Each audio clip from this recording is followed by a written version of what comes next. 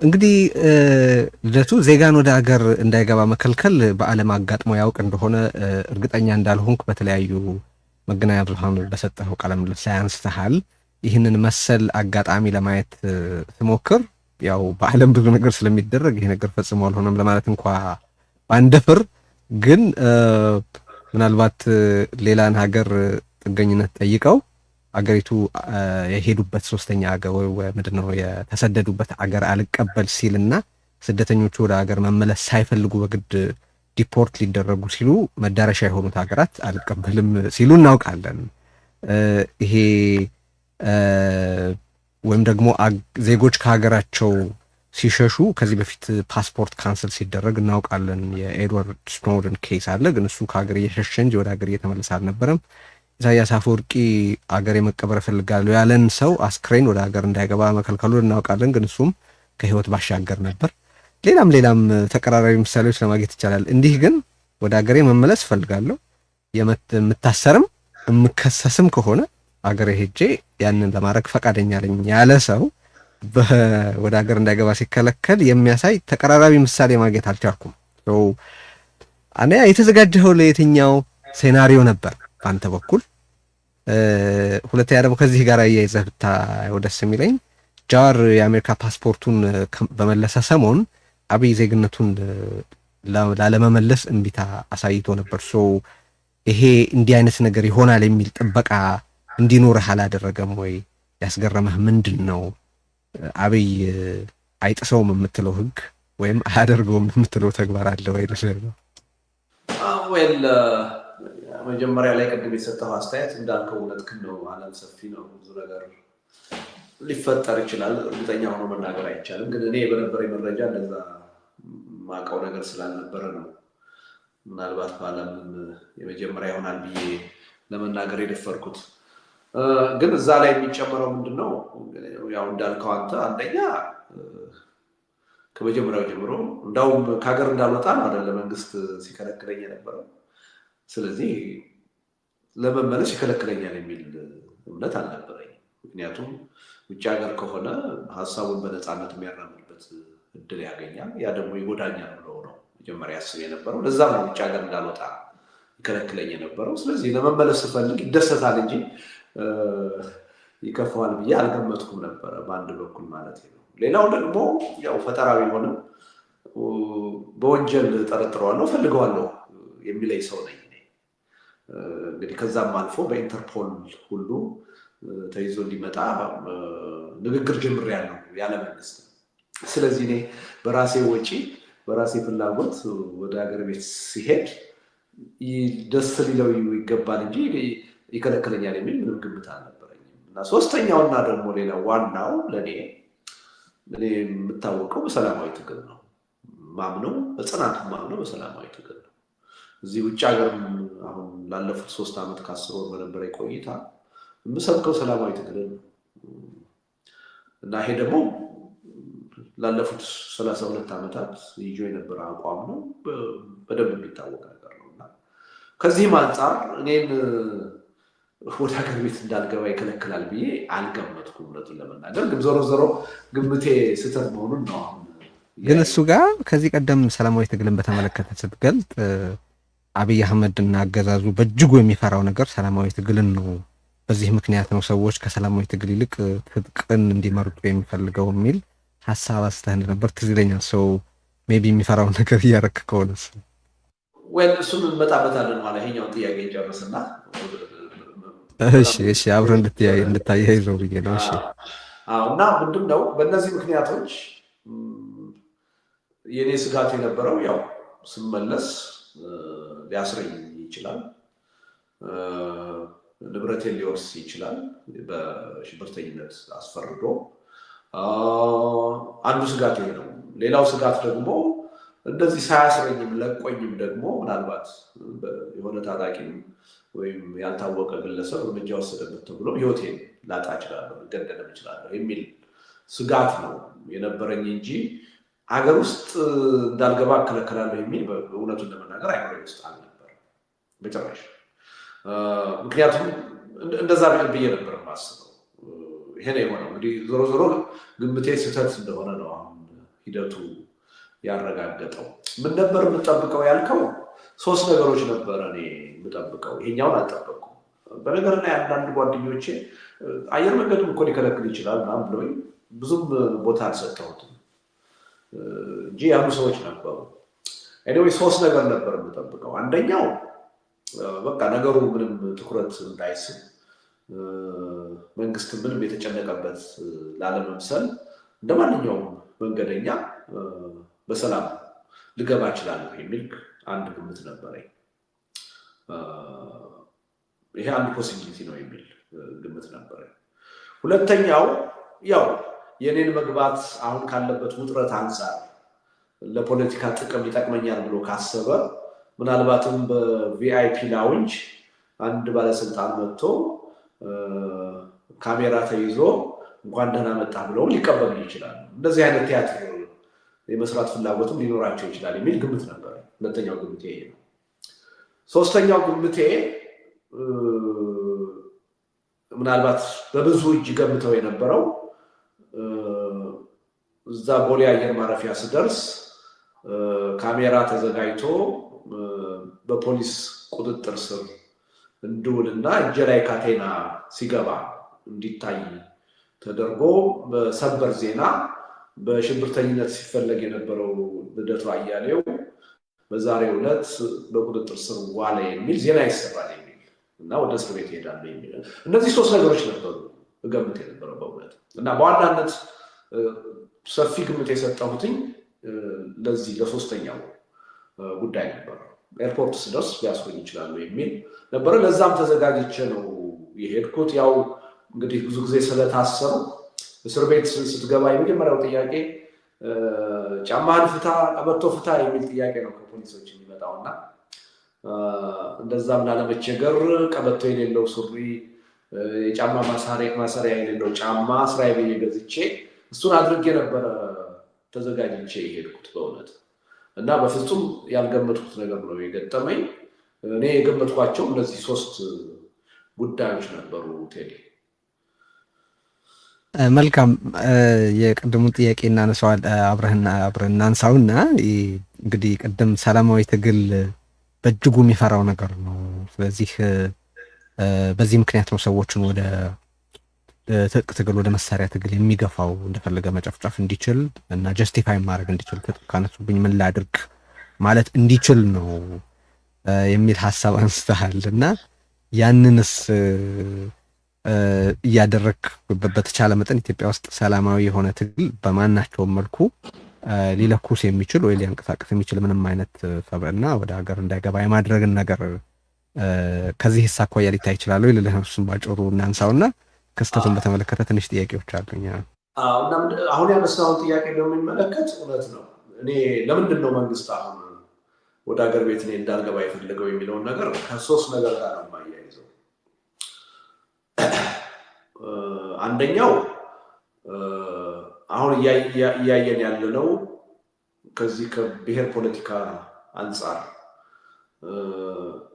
እና ከዚህ ከጦረኝነት ፖለቲካ አንጻር እኔ የተሻልኩ ነኝ የሚል አመለካከት ለማራመድ ይሞክራል ብልጽግና ፓርቲ እና ሌሎቹን ጽንፈኛ አስመስሎ፣ ሌሎቹን ብሔርተኛ አስመስሎ፣ ሌሎቹን ጦረኛ አስመስሎ እኔ ግን አይደለሁም፣ እኔ ነኝ ለዚች ሀገር ሰላም ማመጣው፣ እኔ ነኝ ለዚች ሀገር አንድነት ማመጣው የሚል አጀንዳን ለህዝቡ ማሳየት ይፈልጋል እና እኔ ወደ ሀገር ቤት ከሄድኩና የፓርቲ እንቅስቃሴ ከጀመሩ ይሄን አጀንዳ ሊወስድብኝ ወይም ደግሞ ሊሻማኝ የሚችል ኃይል ይሄ ኃይል ነው የሚል ስጋት አለው ብዬ አምናለሁ። መጀመሪያም ቢሆን ከኢህአዴግ ወጥቶ ወይም ኢህአዴግን አፍርሶ ብልጽግናን ለመመስረት ጥረት ሲደረግ የእኛን የፖለቲካ አጀንዳ ይሄ አማካኝ የምንለውን የፖለቲካ አጀንዳ ለመውረስ ነበረ በአግባቡ ባይወርሱትም ሙከራ የተደረገ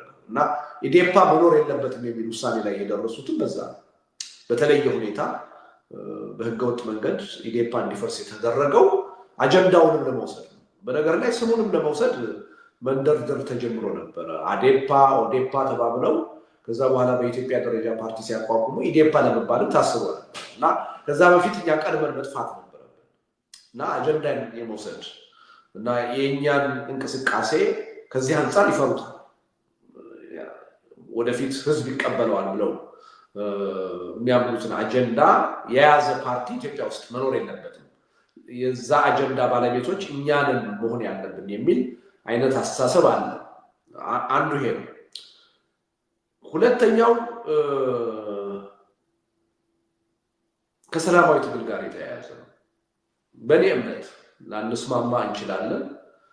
ተቃዋሚው ጎራና ህዝቡ ነው መገንዘብ የተሳነው እንጂ አሁን በስልጣን ላይ ያለውን አገዛዝ ቻሌንጅ ለማድረግ ከምንም ነገር በላይ ጉልበት ያለው ሰላማዊ ትግል የሚል እምነት ነው ያለው። ይሄን ከማንም በላይ ከህዝቡ ከተቃዋሚው በላይ አገዛዙ ጠንቅቆ ያውቃል። ከጦርነት በላይ ስልጣኑን ሊገዳደረው የሚችል ህዝባዊ እንቢተኝነት እንደሆነ፣ ሰላማዊ ትግል እንደሆነ ከማንም በላይ አገዛዙ ያውቃል። ለዚህ አጀንዳ ያለኝን ቁርጠኝነት ያለኝን ጠንካራ አቋም አገዛዙ ያውቃል። ወደ ሀገር ቤት ስመለስ ደግሞ ይሄን ትግል ለማቀጣጠል እንደሆነ፣ ለማነሳሳት እንደሆነ፣ ለማጠናከር እንደሆነ በግልጽ እየተናገሩ እውነቱን ለመናገር እንደዚህ በአደባባይ ከምናገረው በላይ ደግሞ ያው ታውቃለህ የስልክ ልውውጦቻችን ይጠለፋሉ። አገር ቤት ካሉ ሰዎች ጋር አገር ቤት ካሉ ፓርቲዎች ጋር ሰላማዊ ትግሉን እንዴት ነው ማጠናከር ያለብን፣ ስለዚህ በሰላማዊ ትግል ምናምን ፓርቲዎች እንዴት ነው ወደ ህብረት ወደ አንድነት መምጣት ያለብን የሚል ንግግር እናደርጋለን። ይሄ ሁሉ መረጃ አለው መንግስት። ስለዚህ ልደቱ ወደ ኢትዮጵያ ከመጣ ይሄን የምፈራውን ሰላማዊ ትግል የማጠናከር ስራ ሊሰራ ይችላል፣ ተነሳሽነት ሊፈጥር ይችላል የሚል ስጋት ተወጣ። ስለዚህ አንዱ መሰረታዊ ምክንያት የሚመስለኝ ይሄ ነው። ሶስተኛው ከሚመጣው ምርጫም ጋር ያየው ይመስለኛል በአገዛዙ። ያው ቴዲ የኔን አመለካከት ታውቃለህ፣ ላንስማማ እንችላለን፣ የተለያየ አመለካከት እንዳለ እናውቃለሁ። በዚህ ረገድም እኔ በምርጫ ፖለቲካ አምናለሁ። ይሄ መንግስት ነፃና ፍትሃዊ ምርጫ ለማካሄድ ዝግጁ እንዳልሆነ አውቃለሁ። ወይም ጠቅላይ ሚኒስትር አብይ በስልጣን ላይ እስካሉ ድረስ በነፃና ፍትሃዊ ምርጫ ስልጣናቸውን ለመልቀቅ ፈጽሞ ፍላጎት እንደሌላቸው አውቃለሁ። ነገር ግን በዚህም ሁኔታ ቢሆን በምርጫ ተሳትፎ ማድረግ አንድ ትልቅ የትግል መሳሪያ ሆኖ ይጠቅመናል ብዬ ነው። አገዛዙን ቻሌንጅ የማድረጊያ አንድ ጠንካራ የትግል ሜዳ ነው ብዬ ነው እና ወደ አገር ቤት ስመለስ ይሄን አስተሳሰብ ሌላው የህብረተሰብ ክፍል ሌሎች ፓርቲዎች እንዲቀበሉት ጥረት እንደማደርግ መንግስት ያውቃል።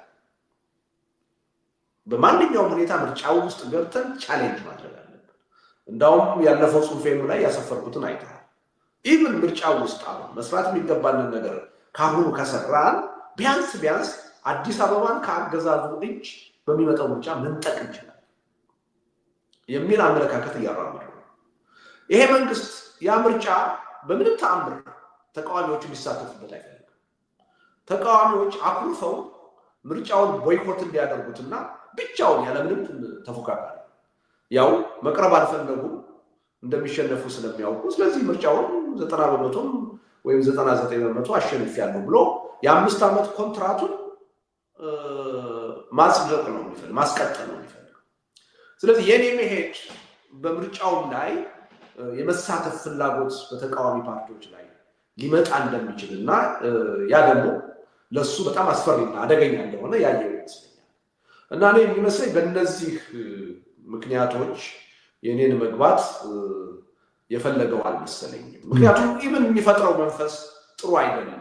እኔ ውጭ ሀገር መኖር ስችል አገር ቤት ሲሄድ ደግሞ ብዙ አደጋ ሊገጥመኝ እንደሚችል እያወቅሁ፣ መታሰር ሊገጥመኝ እንደሚችል፣ መሞት ሊገጥመኝ እንደሚችል እያወቅሁ የኢትዮጵያ ሁኔታ አሁን መታሰርም መሞትም የሚጠይቅ ነገር፣ ይሄ ተነሳሽነት በሁሉም የኢትዮጵያ ሕዝብ መንፈስ ውስጥ ማደር አለበት፣ እምቢ ማለት አለብን የሚለውን መንፈስ ነው የሚሄደው።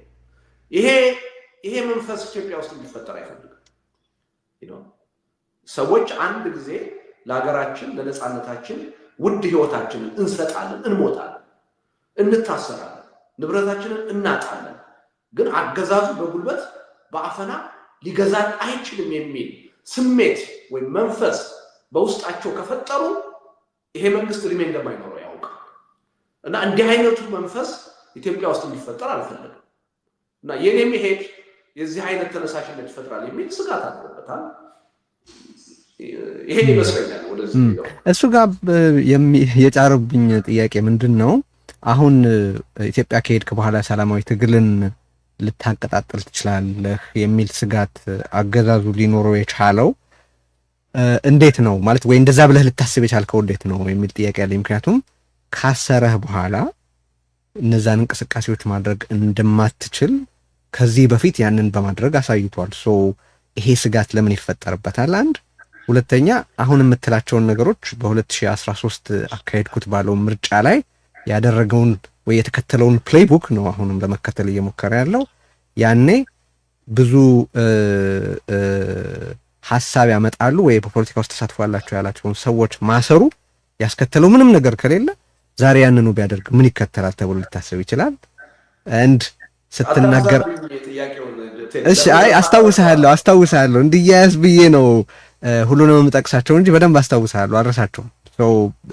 እነዚህ ተያያዥ ነገሮች ናቸው። ከዚህ በፊት መታሰራችሁ ምን አመጣና አሁን ሄዳችሁ ብትታሰሩ ምን ይመጣል? አንድ ሁለተኛ ሌላ እንቅስቃሴ እንዳታደርጉ አስሮ በቀላሉ ማስቆም እየቻለ ያንን ከማድረግ ይልቅ አሁን ያደረገውን እንዲያደርግ የገፋው በእርግጥ ትክክለኛ ምክንያት ያ ነው ወይ የሚል ነው ጥያቄ። ወይ እውነት ነው ሊያስረን ይችላል። እሱ አንድ ፖሲቢሊቲ ነው። ግን እዚህ ላይ ማየት ያለብን ነገር ምንድነው? ሰላማዊ ትግል ውስጥ ያለን ሰዎች ስንታሰር መታየት ያለበት ትግሉን የበለጠ እንዲጠናከር የሚያስችል ክስተት ተደርጎ ነው መታየት ያለበት። ኦኬ ሰዎች በታሰሩ ቁጥር ሌሎች ሰዎች ወደ ትግሉ ገብተው ትግሉን የበለጠ እንዲገፉበት ማድረግ ነው ያለበት። እኛ አካባቢ ወይም እኛ ሀገር ያለው ተጨባጭ ሁኔታ ከዛ በተቃራኒ ነው። ሰላማዊ ትግል ውጤታማ የሆኑ ሀገሮች ሰዎች እየታሰሩ ግን ሌሎች ሰዎች እነዛን ሰዎች እየተኩ ትግሉን ቀጣይ በማድረግ ነው ለውጤት የበቁት። እኛ ሀገር የተገላቢጦች ነው። አንድ ሰው ሲታሰር እንደ ማስፈራሪያ እንደ መቀጣጫ ነው የምናቀርበው። ከሌ በሰላማዊ ትግል ታገላለሁ ብሎ ምን አመጣ? ታሰረ፣ ተገደለ፣ ምን አተረፈ? ስለዚህ አንተ ማርፈህ ቁጭ በል የሚል ማስፈራሪያ ነው የምናቀርበው። ይሄ በጣም የተዛባ አመለካከት። ስለዚህ ይሄ አመለካከት መሰበር አለበት የሚል እምነት አለኝ። ይሄን መስበር የምንችለው ደግሞ በሐሳብም በተግባር ይሄን ዓላማ በማራመድ ነው የሚል እምነት አለኝ። አንዱ ከዚህ አንፃር መታየት አለበት። ሁለተኛ መንግስት ስላሰረኝ ምናልባት ታስሬ ላልኖር እችላለሁ። ሌላ ፖሲቢሊቲም ሊኖር ይችላል። ለምሳሌ 6 ጊዜ ታስሬያለሁ። በ27 ዓመቱ አገዛዝ 5 ጊዜ ታስሬያለሁ። አሁን በብልጽግና አገዛዝ 1 ጊዜ ታስሬያለሁ። አንድ ጊዜ አይደለም፣ አንድ ጊዜ ቢሆንም የታሰርኩት 3 ክስ ተመስርቶብኛል በተለያየ ጊዜ። አንደኛውን ሳሸንፋቸው ሌላኛውን እየተኩ 3 ክስ መስርተው 3ቱንም በፍርድ ቤት አሸንፊያለሁ። በመጨረሻም ከእስር ለመውጣት ችያለሁ። ከወጣሁም በኋላ ከሀገር ቤት እንዳልወጣ ክልከላ 3 ጊዜ አየር መንገድ ሄጄ እንድመለስ ከተደረገ በኋላ አሁንም በፍርድ ቤት አሸንፊያቸው ነው ውጭ ሀገር መውጣት ይቻላል። አሁንም ሀገር ቤት ሄጄ ብታሰር እነሱ የሚፈልጉትን ካድሬ ዳኛ ሰይመው እንዳልወጣ ሊያደርጉኝ ይችላሉ። ግን ከዛም ተቃራኒ የሆነ ውጤት ሊመጣ ይችላል። ከተወሰነ ጊዜ በኋላ ተከራክሬም ላሸንፍ ይችላል። በዛ አይነት ሁኔታ የሚሰሩ ዳኞች ስለመኖራቸው እኔ ምስክር ነኝ። 6 ጊዜ ሁሉ የፈቱኝ በነፃነት ማሰብ የቻሉ ዳኞች ናቸው። ካገዛዙ ኢንተረስት ውጭ ማለት መንግስት እንድፈታ ሳይፈልግ ነው እነዚህ ዳኞች የፈቱ። ስለዚህ ሀቅ እስካለኝ ድረስ የተነካካሁበት ነገር እስከሌለ ድረስ በፍርድ ቤትም ተሟግቼ የማሸነፍ እድል አለኝ ብዬ ነው የማምነው። አስተማማኝ ባይሆን አግሬሲቭሊ ሄዶ የራሱን ካድሬ በዳኛ ስም አስቀምጦ እንዳልወጣ ሊያደርገኝ ይችላል። ይሄ ፖሲቢሊቲ ሊኖር ይችላል። ስለዚህ ይሄንን ታሳቢ ማድረግ ያስፈልጋል። ግን ዋናው ጥያቄ ኋላ ላይ ያነሳው እዚህ ቀደም ለምሳሌ በምርጫው ታስራችኋል፣ ምን መጣ? ከሀጫሉ ግድያ በኋላ ታስራችኋል፣ ምን መጣ? የእኛ መታሰር ትልቅ ውጤት አምጥቷል። አንደኛ ይሄ መንግስት በአፉ እንደሚናገረው በወረቀት ላይ እንደሚጽፈው ዴሞክራቲክ የሆነ መንግስት እንዳልሆነ መረጋገጥ ይችላል። እኛ ባንታሰር የዚህ መንግስት ባህሪ ሊታወቅ አይችልም ነበር። የሚናገረውን እመኑኝ እያለ ሊቀጥል ይችል ነበር። አንድ ሁለተኛ፣ በዓለም አቀፉ ህብረተሰብ በዲፕሎማሲ ደረጃ ከፍተኛ የሆነ ኪሳራ ደርሶበታል። የሰዎች ሰብአዊ መብት በመጣሱ ያላግባብ በፖለቲካ አመለካከታቸው በማሰሩ በመግደሉ በዓለም ደረጃ ታዋቂ የሆኑ የሰብአዊ መብት ድርጅቶች በተከታታይ ሪፖርቶች እያወጡ ኢሜጁን በደንብ ማሳየት ተችሏል። ከፍተኛ የሆነ የዲፕሎማሲ ኪሳራ እንዲደርስበት ማድረግ ተችሏል። ሁለት ሶስተኛ፣ አሁን ራሱ በትጥቅ ትግል እንቅስቃሴ እያደረጉ ያሉ ኃይሎች ህዝባዊ ተቀባይነት ያገኙት እኛ ስለታሰሩ ነው። እኛ በሰላማዊ መንገድ በህጋዊ መንገድ ስንታገል የሚታገስ መንግስት እንደሌለ፣ በጉልበት አፍኖ ለመግዛት የሚጥር መንግስት እንዳለ፣ የሚገል መንግስት እንዳለ፣ የሚያስር መንግስት እንዳለ በይፋ ስለታወቀ ነው ትጥቅ ትግል የሚያደርጉ ኃይሎች የተሻለ ቅቡልነት ያገኙት። ጠመንጃ ለማንሳት የፈለጉት ወደው አይደለም፣ ተገደው ነው።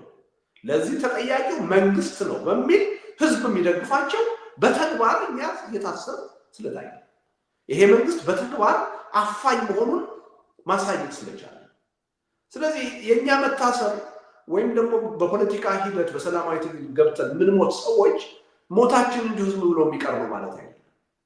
ጥቅም አለ በአግባቡ እስከተጠቀምንበት ድረስ እና የመታሰርና የመሞትን ጉዳይ ጥቅም አያመጣም ብለን ካሰብን ኢትዮጵያ ውስጥ የትግል ጉዳይ በአጠቃላይ ጥያቄ ውስጥ ነው የሚወድቀው። አሁንም ቢሆን ሰዎች ሊገደሉ ይችላሉ፣ በትግል ሂደት ሰዎች ሊታሰሩ ይችላሉ።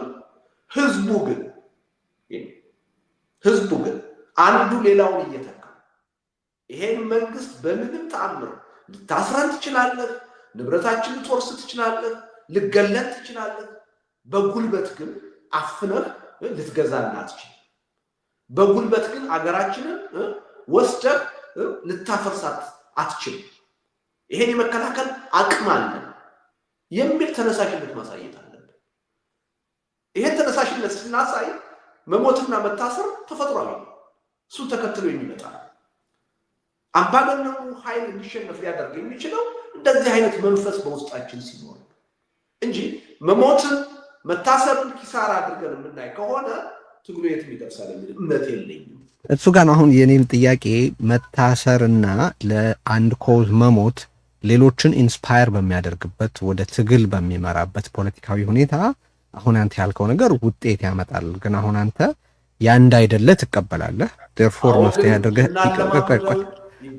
መፍትሄ አድርገህ ያቀረብከው ደግሞ መጀመሪያ ይሄንን ፖለቲካዊ ሁኔታ መፍጠር ወይም ሰው ለኮዝ ሲል ዋጋ ሲከፍል ሌሎች ኢንስፓየርድ ሊሆኑና ያንን ኮዝ ተቀብሎት ሊሄዱ እንጂ ምን አተረፈ ተብሎ ሊጣጣል አይገባም እያልክ ነው። ገና ሊሰራ ነው ይሄ እሱ አይቀድምም ወይ? ያ በሌለበት ሁኔታ ቀደም ያልከው መታሰርና ውጤት መካከል የምክንያትና የውጤት ግንኙነት መቋረጥ አይታይህም ወይ ልለን? እሱ በደንብ ያብራራው ይመስለኛል። አይታየኝም። ተያያዥ ናቸው። እንደው አብሮ ይሄድ አይደለም። ሰው ህብረተሰቡ የሆነን ሰው ዋጋ መክፈል መታሰር ወደ ትግል ካልመራው አንተ የምትፈልገው ውጤት ወይ ሁላችንም የምንፈልገው ውጤት እየመጣ አይደለም። በሌላም ሀገር ሰላማዊ ትግል ውጤታማ በሆነባቸው ሀገሮች ይህ አስተሳሰብ በአንድ ጊዜ የተፈጠረ አይደለም፣ በሂደት ነው የሚፈጠረው። በሂደት እንዲፈጠር ይሄን አስተሳሰብ ማለማመድ ያለብን የዚህ አይነቱን አካሄድ ነው ማለማመድ ያለብን የፖለቲካ ፓርቲ መሪዎች ነን፣ ቀዳሚ ሆነን ማለት ነው። እና ቀላል ነው እያልኩ አይደለም፣ ከባድ ነው። ስለዚህ ተወደደም ተጠላም የኢትዮጵያ ህዝብ አሁን ካለው አስተሳሰብ በተለየ አዲስ አስተሳሰብ መያዝ አለበት። ችግሩ እንዲፈታ ከፈለገ አገሩ ከመፍረስ እንድትድን ከፈለገ እርሱ ሄዶ ተጨፋጭፎ ከመተላለቅ መትረፍ ከፈለገ አሁን የያዘውን አመለካከት ሰዎች ሲታሰሩ እንደ ግል ጉዳይ እየቆጠረ ምን አገኙ እያለ አርፎ ቁጭ የሚል ከሆነ እነሱን እንደ መቀጣጫ የሚቆጥር ከሆነ እንደ ማስፈራሪያ የሚቆጥር ከሆነ የትም መድረስ አይችልም። የምንፈራው ነገር ሁሉ ከመሆን ሊቀር አይችልም። ስለዚህ ይሄን ማለማመድ ያለብን ይሄን የአስተሳሰብ ለውጥ እንዲያመጣ በሀሳብም በተግባር ማሳየት አለብን። ያ መለማመድ ከሌለ ለውጥ ሊመጣ አይችልም። የሚያሳዝን ነው። አሁን እንዳልከው ኢትዮጵያ ውስጥ ያለው ሁኔታ የሚያሳየው እሱ። እኔ አሁን ወደ ሀገር ቤት እንዳልሄድ ስከለከል አብዛኛዎቹ ጓደኞችና ቤተሰቦች ተደስተዋል። ምክንያቱም ለእኔ ነው የሚያስቡት፣ እኔ እንዳልጎዳባቸው ነው የሚያስቡት፣ እኔ እንዳልታሰር፣ እኔ እንዳልሞት፣ ህይወቴን እንዳላጣ ነው የሚያስቡት። ግን ውጤት አታመጣም ብለው አስበውስ ቢሆን ቆይቼ ጨርስል የኔም ቤተሰቦችና ጓደኞች ኢትዮጵያ ውስጥ ትግል መካሄድ ካለበት ያ ትግል ተጠናክሮ ውጤት ማምጣት ካለበት ማንም ሰው የራሱ ተቆርቋሪ ዘመድ አለው፣ ወዳጅ አለው፣ ጓደኛ አለው እንዳይታሰርበት እንዳይሞትበት የሚፈልገው። ስለዚህ ሁላችንም ራሳችንንም ቤተሰባችንንም ጉዳት ሳይደርስበት ለውጥ እንዲመጣ የምንመኝ ከሆነ የትም መድረስ አይቻልም። ስለዚህ ሁላችንም ማመን ያለብን በቃ ኢትዮጵያ አሁን የገባችበት ሁኔታ አሁን በስልጣን ላይ ያለው ኃይል ሊያመጣ እየተጓዘ ያለው ከፊታችን እየመጣ ያለው አደጋ ሪሊ ከህይወት በላይ የሆነ ነገር እሱ ጋር ከይቅርታ ጋር ልደቱ ሰዎች ለትጥቅ ትግል ቤተሰቦች ልጆቻቸውን ህይወት እንዲከፍሉ እንደሚሰጡ በተለያየ የኢትዮጵያ ክፍል አይተናል አይደል? ህዝብ ባይደግፋቸው እነዛ ትጥቅ ትግል የሚያካሄዱ ኃይላት ሰርቫይቭ አያደርጉም በሚለው እንስማማለን። ስለዚህ ህዝብ በትጥቅ ትግል ለሚካሄድ ትግል ህይወት የሚከፍሉ ልጆቹን እየሰጠ በሰላማዊ ትግል ለሚካሄድ እንቅስቃሴ ግን ህይወት የሚከፍሉ ልጆችን መስጠት የተቸገረው በዚህ መንገድ የሚመጣ ውጤት የለም ብሎ በማሰቡስ እንደሆነ ልልህ እኮ ነው። እኔ እኮ አልተከራከርኩም ነው፣ ግን የአይነቱ አስተሳሰብ ስህተት ነው እያልኩ ያሉት መቀየር ያለበት ነው እያልኩ ያሉት። እሺ አንድ ማየውን ተጣርሶ ላንሳ። አሁን ቅድም እኛ ስለታሰርን ነው የሰላማዊ አማራጭ ተዘግቷልና ወደ ትጥቅ ትግል መሄድ አለብን የሚል ግንዛቤ በህብረተሰቡ ዘንድ የተያዘው የሚል ሐሳብ አንስተሃል። ግን በአንጻሩ ደግሞ አገዛዙ ሰላማዊ ትግል ላይ ቆሞ እንቅስቃሴ የሚያካሂድ ማናቸውም ኃይል እንዳይኖር እንደርፎር ወደ ትጥቅ ትግል ምንድነው ወደ ትጥቅ ትግል እንዲገፋ የማድረግ እንቅስቃሴ ያደርጋል የሚልም ሐሳብ ታነሳለህ። ሶ የህዝቡና የአገዛዙ ፍላጎት ኮንቨርጅ አድርጓል ማለት እንችላለን እዚህ ጋር ማለት አገዛዙ እሺ ሁልጊዜ የምለው እኮ ነው ቴዲ፣ አሁን እየሰራን ያለ ነው አገዛዙ የሚፈልገውን መንገድ ነው እየተከተልን ያለ ነው። አገዛዙ የሚጠቅመውን ነገር ነው እያደረግን ያለ ነው። አገዛዙን የሚጎዳው አገዛዙን ስልጣኑንም ሊያሳጣው የሚገባው መስመር ውስጥ አልገባንም እያልኩ ነው ስጽፍ እኮ የቀረብኩት ስናገር እኮ የቀረብኩት ትክክል ነው። እንደዛ ብዬ ነው ማለት ነው። እሺ ክስተቱን በሁለት እናያለን ብያለሁ። ሰው ትንሽ ወደ ኋላ ለመልሰህና ኤምባሲ እንድታነጋግር የፈለጉት በምን ምክንያት ይመስላል?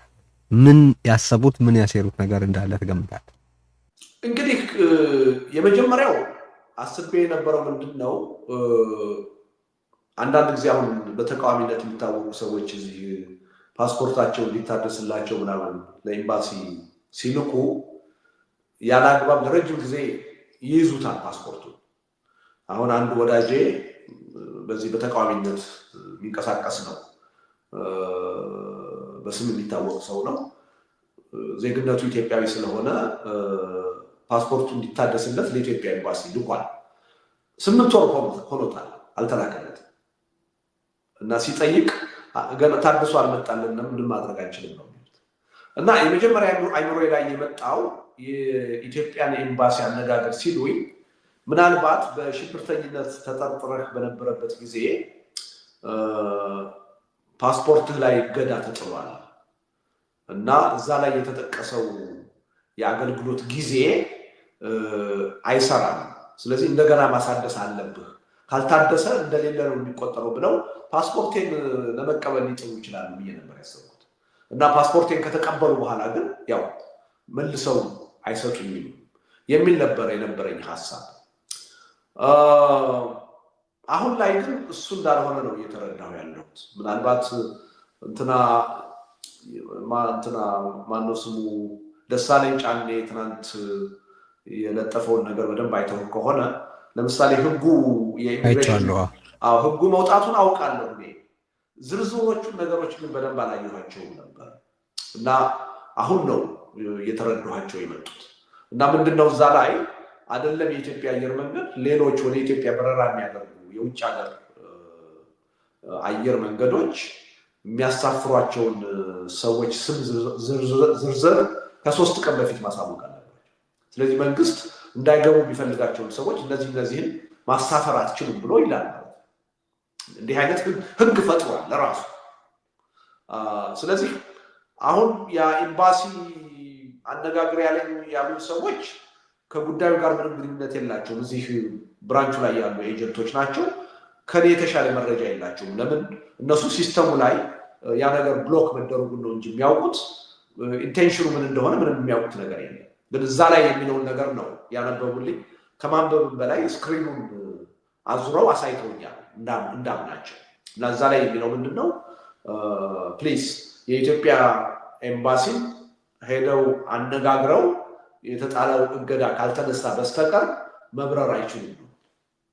በኢትዮጵያ አየር መንገድ መብረር አይችሉም ነው።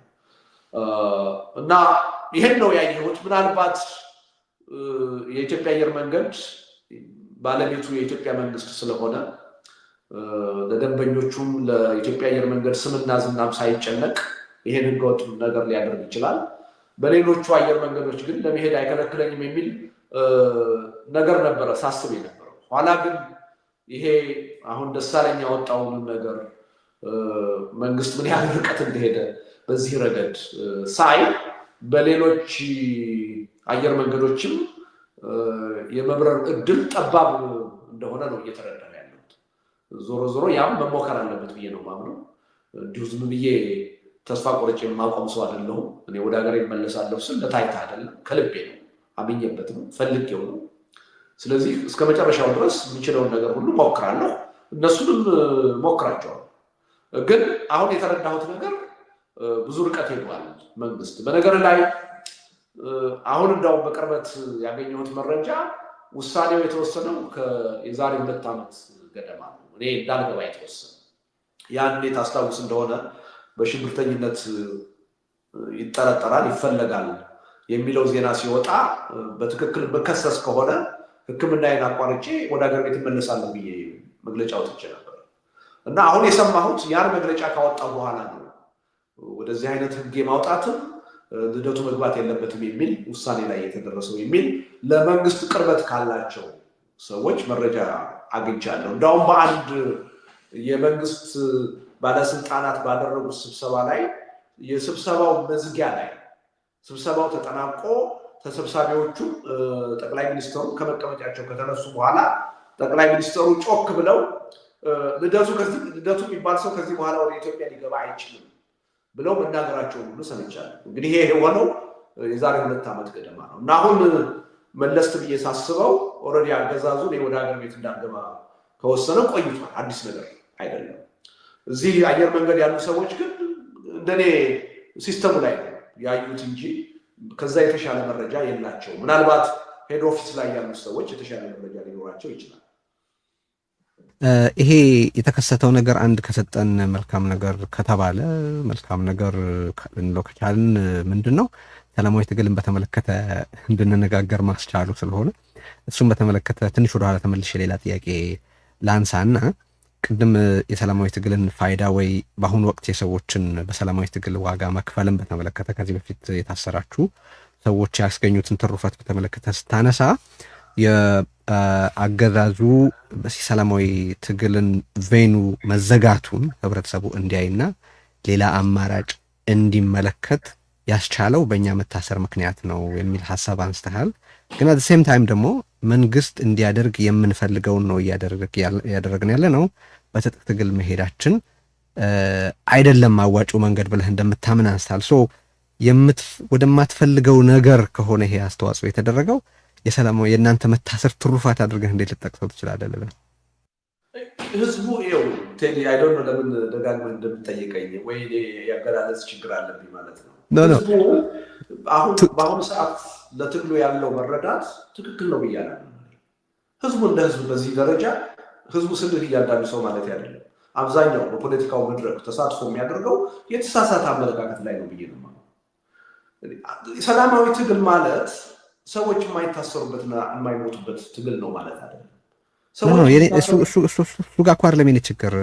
ያንተ መታሰር የትጥቅ ትግልን የበለጠ ካጠናከረ ያንተ መታሰር የማትፈልገውን ትሩፋት አምጥቷል ማለት አይቻልም ወይ? የለም ይኸው ምን አስተዋጽኦ አበርክቷል ሰላማዊ ትግሉ ስትለኝ አንዱ የሆነው ነገር ይሄ ነው። ለምሳሌ የትጥቅ ትግል የሚያካሂዱ ኃይሎች እንኳን የተሻለ ህዝባዊ ቅቡልነት እንዲያገኙ ረድቷቸዋል። ይሄ ማለት ግን አትፈልገውም አንተ አይደል? እኔ አልፈልገውም። ሪያሊቲ ግን ነው።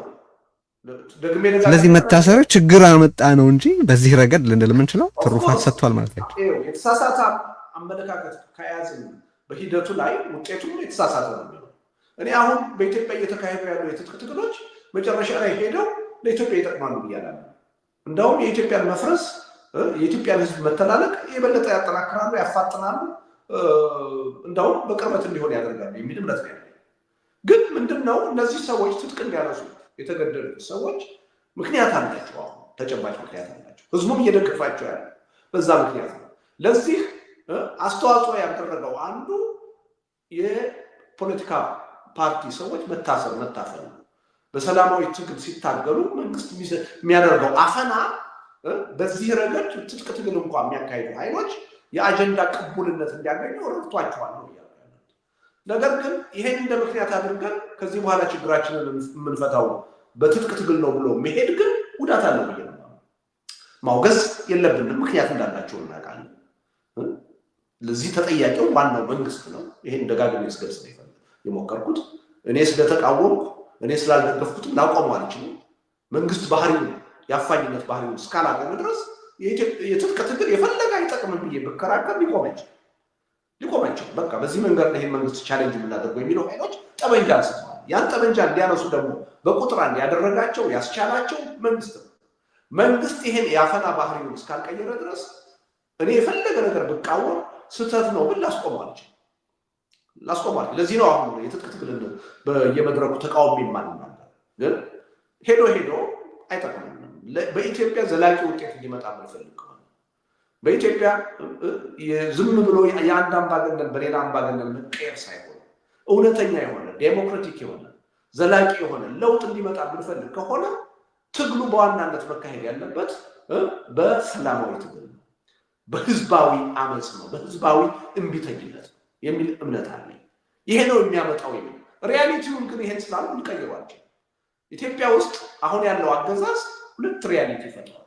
አንደኛው የኔ አይነቱን ሰው ፈጥሯል። ተወደደም ተጠላ በሰላማዊ ትግል ነው ውጤት መምጣት ያለበት። ስለዚህ ተስፋ ሳንቆርጥ ይሄን መስመር መቀጠል አለብን የምንል ሰዎች አሉ። ተጋፍጠን እየሞትንም እየታሰርንም ይሄን ትግል አጠናክረን ህዝቡ ወደፊት በአግባቡ እንዲረዳውና እንዲቀበለው ለማድረግ መታገል አለብን የምንል ኃይሎች አሉ። ሁለተኛው ደግሞ ኖ ይሄ አፋኝ ነው፣ አሳሪ ነው፣ ገዳይ ነው፣ ስለዚህ እኛ እጃችን አጣጥፈን አንሞትም፣ እየገደልን ነው ከሞትን መሞት ያለብን፣ ይሄን መንግስት ቻሌንጅ የምናደርገው በጠመንጃ ነው ብሎ ደግሞ ጫካ ይወጣል። ይሄ ሁለት ሪያሊቲ ኢትዮጵያ ውስጥ መኖሩን ማናችንም ልንክዳቸው አለ፣ ልንቀይረው አንችልም። አሁን የትጥቅ ትግል ታጋዮቹ ሰላማዊ ትግል አያስፈልግም ስላሉ እኔ ላቆም አልችልም፣ ማምንበት ነገር ነው። እኔም ደግሞ የትጥቅ ትግል አያስፈልግም ስላሉ እነሱ ሊያቆሙ አይችሉም፣ አምነውበት የገቡበት ጉዳይ። ይሄ ሪያሊቲ ኢትዮጵያ ውስጥ መኖሩን ሁላችንም መቀበል አለብን። እኔም መቀበል አለብኝ፣ ትጥቅ ትግል ውስጥ ያሉ ኃይሎችን መቀበል አለባቸው። ይሄ የኢትዮጵያ ሪያሊቲ ነው። ይሄ ነገር ግን በእኔ እምነት አሁን ኢብን አሁን ወደ ሀገሬ እንዳልገባ ተከልክዬ በእኔ እምነት አሁንም አዋጭ የኢትዮጵያ ህዝብ እውነተኛ ለውጥ ከፈለገ፣ ያ ለውጥ በአጭር ጊዜ እንዲመጣ ከፈለገ፣ ያ ለውጥ በቀላል በውስን መስዋዕትነት እንዲመጣ ከፈለገ፣ ያ ለውጥ ዘላቂ ውጤት ያለው እንዲሆን ከፈለገ ሰላማዊ ትግሉን ማቀጣጠል ነው አዋጭ። የዚህ መንግስት ደካማ ጎን ሰላማዊ ትግል ነው የሚል እምነት አለ። ይሄን መንግስት በዚህ አስተሳሰብ ላይ እምነት ከያዘ ጠንካራ እምነት ከያዘ ልገለን ትችላለህ፣ ልታስረን ትችላለህ፣ ንብረታችን ልትወርስ ትችላለህ፣ አፍነህ በአፍና ግን ልታንበረክከን አትችልም፣ ልታሸንፈን አትችልም ብሎ ህዝቡ ከቆረጠ ይሄ መንግስት የሳምንታት እድሜ ሊኖረዋል። አሁንም ነው ተከልክዬ ሀገርህ አትገባም ተብዬ ዜግነቴ ተሽሮ መወዳትን ሀገሬ እንዳልገባበት ተደርጌ እምነት የለም። ይህም ማወቅ ያስፈልጋል ማለት ነው። እኔ ቴዲ በጣም በህይወት የምጠላውና የምፈራው ነገር ነው አሁን የገጠመኝ። እንግዲህ ፈጣሪ ያን መመጻደቄንም አልፈለገውም ማለት ነው። እኔ ከልጅነቴ ጀምሮ በስደት ሀገሬን ትቼ ሄጄ አልኖርም የምል ሰው ነው የነበሩት በፍጹም። ፖለቲካ ትግል ውስጥ ደግሞ ከገባው በኋላ ደጋግሜ ያው ታውቃለህ፣ የፖለቲካ ትግል መምራት ያለብን አገር ቤት ሆነን ነው፣ ውጭ ሀገር ሆነን አይደለም እያሉ ስመጻደቅ የነበሩ ሰው። አሁን ይሄ በፍጹም በህይወቴ ይሆናል ብዬ የማልገምተው የማልፈልገው ነገር ነው የገጠመው። አንድ አምባገነን መንግስት እንደ መንግስትም ሳይሆን አንድ ግለሰብ የአንድ ግለሰብ ውሳኔ እንደሆነ ነው ማምነው። አንድ ግለሰብ በሆነ የታሪክ አጋጣሚ ስልጣን ላይ ወጥቶ ነው ዜግነትን ይፋቃ ያለ አገር አልባ እያደረገኝ ያለ። ይሄንም አድርጎኝ በስሜት ከዚህ በኋላ ሰላማዊ ትግል አይዋጣም፣ ጠመንጃ ትግል ብቻ ነው ልል አልችልም። እንደሚያዋጣ አውቃለሁ። ሰላማዊ ትግል ውጭ ሀገርም ሆነን የትግል እንቅስቃሴያችን ሲገታ፣ እስር ቤትም ሆነን የትግል እንቅስቃሴያችን ሲገታ፣ ስንገደልም ሌላ የሚተካን ሰው መኖር አለበት። ልደቱ አገር ቤት ስላልገባ ሰላማዊ ትግል መቆም አለበት ብዬ አላለሁ። ብዙ ዜጎች አሉ እዛ፣ 130 ሚሊዮን ዜጋ ያለው እዛ ብዙ ወጣቶች አሉ። ስለዚህ የሰላማዊ ትግል አሁንም ቢሆን ተስፋ ሳይቆርጡ ጥርሳቸውን ነክሰው ያዋጣል ብለው ይቻላል ብለው ማካሄድ አለባቸው ብዬ ነው። አሁን በስሜት የምቀይረው ነገር አይደለም። በኔ ላይ ይሄ ነገር ስለተፈጸመ የምቀይረው ነገር አይደለም። ይሄ እምነት ከመጣ ይሄ አዋጭ ነው። ይሄ አዋጭ እምነት እንዲፈጠር ግን ጊዜ ይጠይቃል፣ ሂደት ይጠይቃል፣ ዋጋ መክፈል ይጠይቃል። ይሄ ዋጋ መክፈል አለብን ነው። እኔ ደስፕሬትሊ እኮ ይሄ ሀሳብ ተቀባይነት በማጣቱ እኮ ነው ራሴ ህይወቴን ሁሉ ሪስክ አድርጌ ኢትዮጵያ ውስጥ ገብቼ መሞትም ካስፈለገ መሞት አለብኝ ብዬ የወሰኑት። ቴዲ እንደ ግለሰብ እዚህ ሀገር ለመኖር እችላለሁ እንደ ማንኛውም ሰው ተራም ስራ ሰርቼ ጥገኝነትን ብጠይቅ ከማንኛውም ሰው የተሻለ አሳማኝ ምክንያት አለ። ወደዚህ ከመውጣቴ በፊት 5 ወር ታስሬያለሁ። ኢቨን ሕክምና ተከልክዬ ከሀገር እንዳልወጣ የከለከለኝ መንግስት ነው። ሲሄድ መብቴን እንደሚጥስ ህይወቴ አደጋ ውስጥ እንደሚወድቅ አመልክቼ ከማንም ሰው በተሻለ ጥገኝነት ማግኘት ይችላል። ግን ይሄ የትግል ጉዳይ ነው፣ የግል ጉዳይ አይደለም። ይሄ ትግል በዚህ ደረጃ ዋጋ ካልተከፈለበት፣ በዚህ ደረጃ ቁርጠኝነት ውስጥ ካልገባንበት የትም አይደርስም የሚል እምነት ስላለኝ ነው። ለዛ ነገር አርያ ሆኜ መቅረብ አለብን። የህዝቡን፣ የተቃዋሚውን፣ የመንግስትን አመለካከት ቻሌንጅ ማድረግ አለብን ከሚል እምነት ነው እና እኔ እንኳን የትግል ስልትህን አዋጭነት ካልሆነ በስተቀር ያንተን ኮሚትመንት አልጠራጠርም። የምንነጋገረውም የትግል ስልቱ የምትፈልገው ቦታ ላይ ይወስዳሉ የሚለውን በሁሉም አኳያ ማየት ስለሚያስፈልግ ነው። በእርግጥ ከዚህ በፊት እንቅስቃሴዎችህን ኦብጀክቲቭሊ ማየት የቻሉ ሰዎች ያንን ኮሚትመንት ለመጠራጠር ብዙ ምክንያት የሚያገኙ አይመስለኝም። ግን አንድ ጥያቄ እዚህ ላይ ላንሳ። ያኔ ታስረህ በነበረበት ወቅትም ከተፈታህ በኋላ ደግሞ ሕክምና ለማግኘት ወደዚህ ለመምጣት ስትሞክር አገዛዙ ደጋግሞ ካልክሎ እዚህ ብዙ ስንናገርበት ትዝ ይለኛል። ከዛ በኋላ ወጣህ፣ እንደገና አሁን ደግሞ ተመልሰህ እንዳትገባ ውሳኔ የተወሰነው ከ2 ዓመት በፊት መሆኑን ሰምቻለሁ ብለሃልና ምንድን ነው የተካሄደው የቀመር ለውጥ? ያኔ እንደሚገባኝ ከወጣህ በነፃነት ወደምትጽፍበት ወደምትናገርበት ቦታ ትሄዳለህ። አንድ ሁለተኛ ሕክምና ታገኝና ጤንነት ይመለሳል። ዴርፎር እዚህ ሕክምና በምንከለክልበት ወይ በምከለክልበትና እንዳይናገር ላደርግ በምችልበት ቦታ ቢቆይ ይሻላል የሚል ምርጫ አብይ አህመድ መውሰዱን እናያለን። ከዛ በኋላ ያካሄደው የቀመር ለውጥ ምንድን ነው? በእርግጠኝነት ማወቅ አልችልም። እኔም ራሴ አሁን ቴዲ የጠየቀውን ጥያቄ እየጠየቁ ነበር። እንዴ በፊት እኮ እንዳልወጣ ነው ሲፈልግ የነበረው ይሄ መንግስት። ወደ ውጭ እንዳልወጣ ብዙ ርቀት አስሮኛል። ካሰረኝ በኋላ 3 ጊዜ ፍርድ ቤት የወሰነውን ውሳኔ እየጣሰ እስር ቤት እንድቆይ አድርጎኛል። ከዛ በኋላ እንደገና ከእስር ቤት ከወጣሁ በኋላ 3 ጊዜ ኤርፖርት ሄጄ እንድመለስ አድርጓል። ከዛ በኋላ በፍርድ ቤት ክርክር ነው ተሸንፈው ወደ ውጭ መውጣት የቻልኩት እና አሁን እንደገና ወደ ሀገሬ ሲሄድ ለምንድን ነው የሚከለክል? ቅድም እኮ ነግሬሃለሁ። እስከ ትናንትና ሁለት ድረስ ሀገር ቤት ሲሄድ ለመሄድ እና ለመግባት ይከለክሉኛል ብዬ አላስብም ነበር። ስለዚህ ይሄ ጥያቄ እኔ አይምሮ ውስጥ ያለ ጥያቄ ነው። ጥያቄውን በአግባቡ መመለስ የሚችሉ እነሱ ይመስለኛል። ለምን እንደቀየሩ አንድ ዘገባ አንብቤ ያለሁኝ አብይ አህመድን ውጪ ካሉ ተቃዋሚዎቹ ጋር ለማስማማት ለማስታረቅ የተጀመረ ጥረት አለ የሚል እና እዛ ውስጥ በዛ ሂደት ውስጥ ተሳታፊ ተደርገው ከተጠቀሱ ሰዎች መሀል ያንተ ስም ይገኝበታል። አንተ በአካል እዚህ ያለሁ እንጂ እኔ ውጭ ያለሁ ሰው አይደለሁም እንደምትል አውቃለሁ። ግን ሪያሊቲን ቅድም ስለጠቀስክ ሪያሊቲው ደግሞ አሁን አንተ ሀገር ውስጥ የሌለ መሆኑ ነው። ስለዚህ አንተ የተካፈልክበት አብይ አህመድና ተቃዋሚዎቹን ለማገናኘት የተደረገ ጥረት አለ የምታውቀው? ፊልሳን አህመድ የምትመራው ተብሎ የተገለጸውን አይተዋል? አይቼዋለሁ። እንዳውም የሚገርም እኔ ወደ ሀገር ቤት ለመሄድ አንድ ቀን ሲቀረኝ ነበር ዜናው የወጣውና ብዙ ሰው ከኔ መሄድ ጋር አያይዞ ሀሳብ ሲሰጥበት ነበረ። ብዙ ሰዎችም ደውለው ጠይቀውናል እና ገርሞኝ ነበረ። ሆን ተብሎም ሊሆን ይችላል ይሄ ነገር የወጣው። እኔ ወደ ሀገር ቤት የሚሄደው አሁን ለትግሉ ቁርጠኛ ሆኜ በራሴ መንገድ ጉዳዩን ወስኜ የወሰንኩት ሳይሆን ከመንግስት ጋር በጀርባ ተደራድሬ ያደረግኩት ለማስመሰል ሊሆን ይችላል የሚል ስጋት ነበረኝ እና ገርሞኝ ነበረ ነገሩ ማለት ነው። እና ምንድነው ይሄ ፕሮፌሰር ኤፍሬም የመሩትና እኔ የተገኘሁበት ስብሰባ ከዚህ አይነት ጉዳይ ጋር ምንም ግንኙነት የለውም። አንደኛ እንደውም የፖለቲካ አጀንዳም አይደለም የምንነጋገረው ተባብለን ነው ስብሰባ የተጀመረው።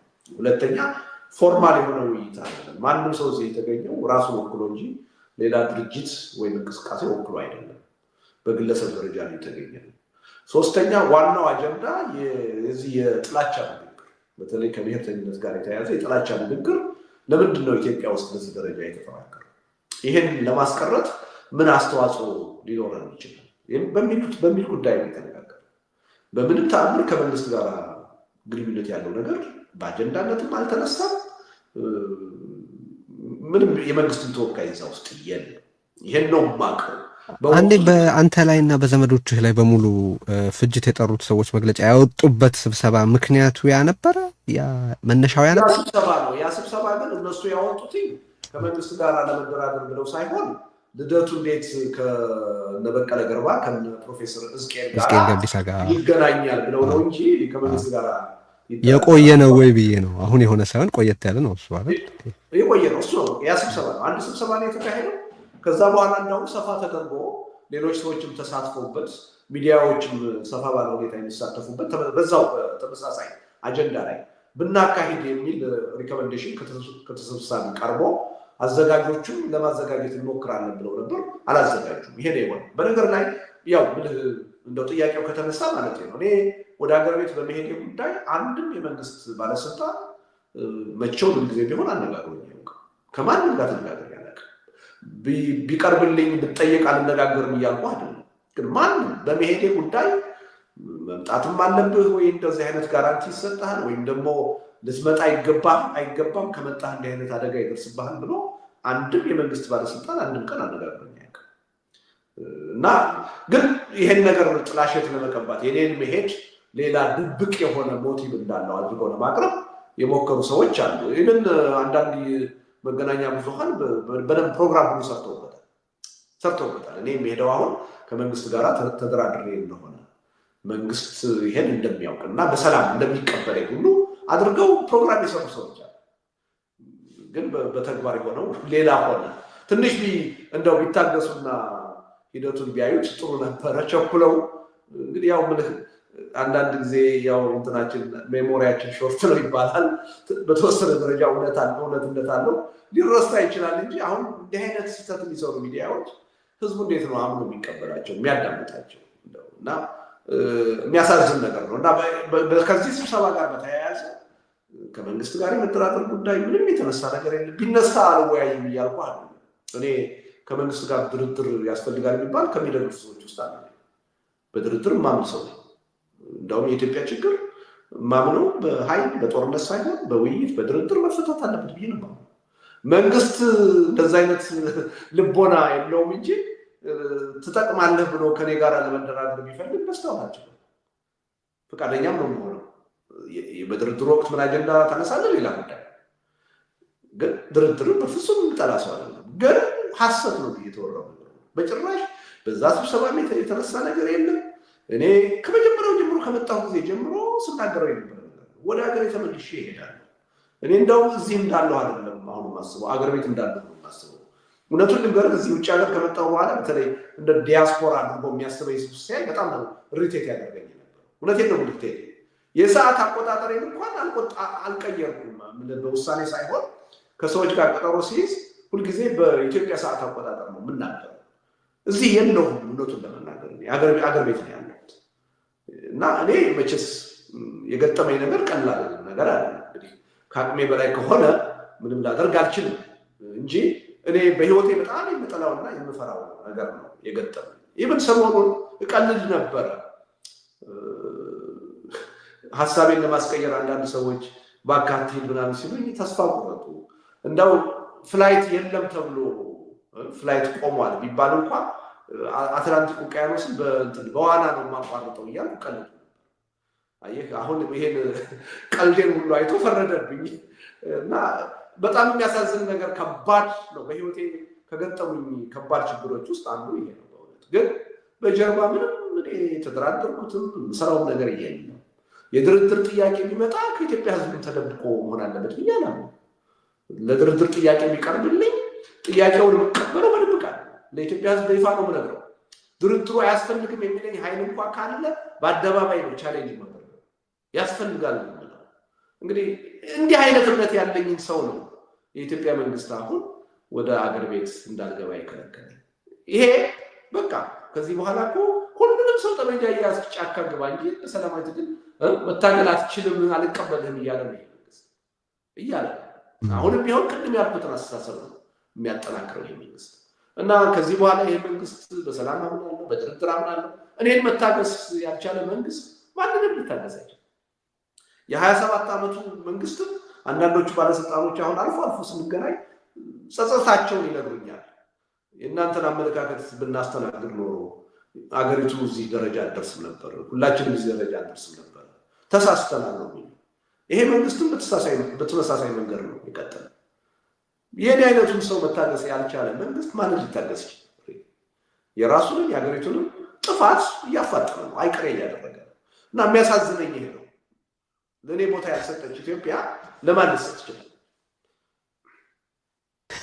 የዚህን ድርጊት አንድምታ በተመለከተ በጣም መግቢያችን ላይ ሳነሳ ፋር ሪቺንግ ነው፣ በጣም ብዙ ነገር እንድንነጋገር መልሰን እንድናይ የሚያደርግ ነገር ነው ብያለሁ እና ሁለት እርስ በርስ የሚሟገቱ ሀሳቦች አሉኝ እና ያንተ አስተያየት ምን እንደሆነ ብሰማ ደስ ይለኛል። በአንድ በኩል ትላንት ያደረገውና የአንድ ኢትዮጵያዊ ዜጋ ኢትዮጵያዊ የፓስፖርት ያላለፈበት ፓስፖርት እና ቫሊድ የሆነ ትኬት ይዞም ወደ ሀገር መመለሱ በአብይ አህመድ ፈቃድ የሚሆን ነገር መሆኑ አዲስ የመብት ጥሰት ወለል እየተፈጠረ ነው ወይ ያስብለኝና ግን የመኖር መብትን ያልፈቀደ ሰው የዜግነትን መብት ቢሽር ምን ይገርማል የሚልም ሀሳብ ይመጣብኛል። ሰው አዲስ ምዕራፍ የከፈተ ወይም ያሳየ ሁነት አድርገህ ትረዳዋለህ?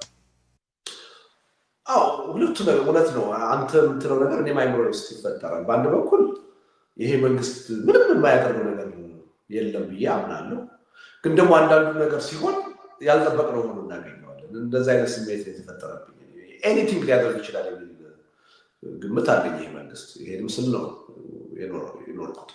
ግን ትናንት ያደረገውን ነገር ያደርጋል የሚል ነገር አልገምትኩም ነበር እና አዲስ ነገር ነው የሆነብኝ እና እውነት ነው አዲስ ነገር ነው። በጣም በሚገርም ሁኔታ ነው። በተለይ ዶክተር ደሳለኝ የጻፈውን ነገር በደንብ ሁሉ ሰው ማንበብ ያለበት ይመስለኛል። እስከምን ርቀት ድረስ ነው በቃ ተቃውሞ የሚያሰሙ ኃይሎች አገር ቤት መኖር አይችሉም።